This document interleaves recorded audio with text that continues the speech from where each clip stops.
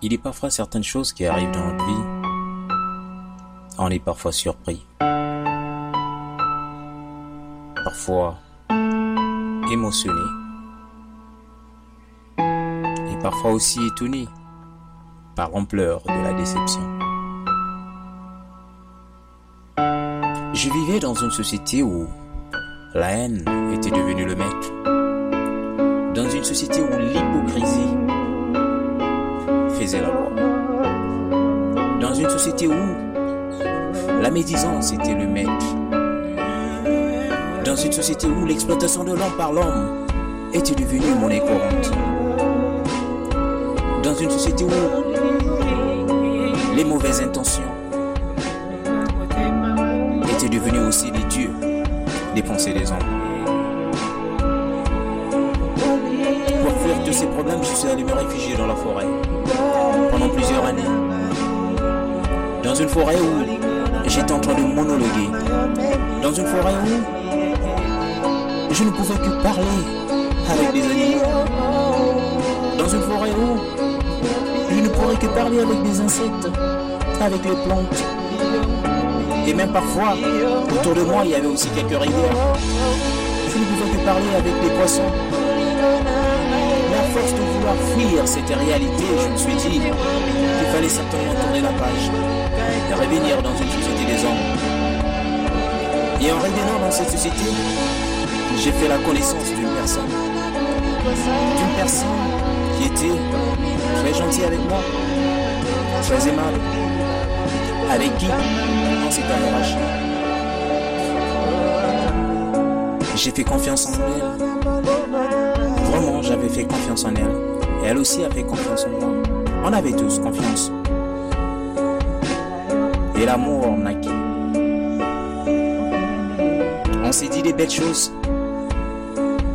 Un bon projet. Qu'on devrait avoir une grande famille. Qu'on devrait avoir des beaux enfants. Qu'on devrait avoir une vie heureuse. On voyait que le bonheur autour de nous. J'étais en train de refaire ma vie avec une personne avec qui je croyais que tout ira bien. Oh, la vie, elle était merveilleuse. Mais un jour, par surprise, cette personne décida de me quitter. Sans dire un mot, et elle partit si loin, très loin, que je pouvais même plus sentir son odeur, que je pouvais même plus l'apercevoir. La vie était si cruelle. Je n'ai jamais compris pourquoi cette personne m'avait quitté. Et pourtant tout allait bien entre elle et moi. Pourquoi une telle cruauté? Oh là, elle est partie, sans pour autant me dire la raison pour laquelle elle était partie. Et ce qui revient à dire que je mourrai un jour, sans savoir la raison pour laquelle cette personne était partie. Sans pour autant savoir la raison pour laquelle j'étais la seule personne à souffrir dans l'amour. J'étais la seule personne à souffrir en amour. Pourquoi? Pourquoi ça n'arrive qu'à moi? Pourquoi seulement moi? Elle est terrible cette vie. Je ne sais pas. On se verra certainement un jour dans l'enfer ou dans le paradis.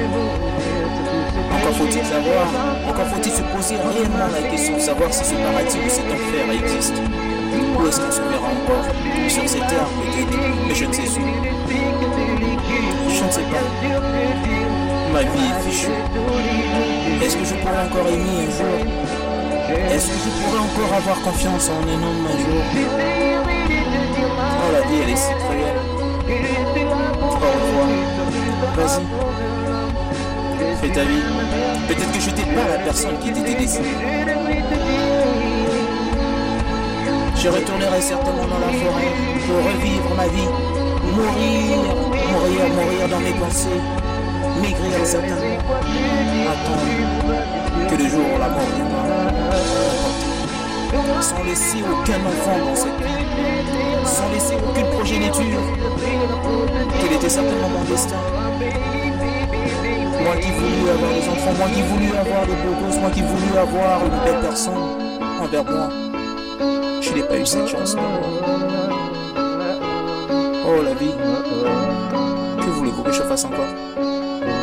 Peut-être pleurer, pleurer, pleurer, pleurer à l'éternité, jusqu'à ce que la mort m'emporte un jour. Je croyais que c'est comme ça que la vie est se termine. Vous qui avez des personnes chères qui vous aimez, vous qui avez des personnes qui vous aiment encore, soyez heureux. Au revoir.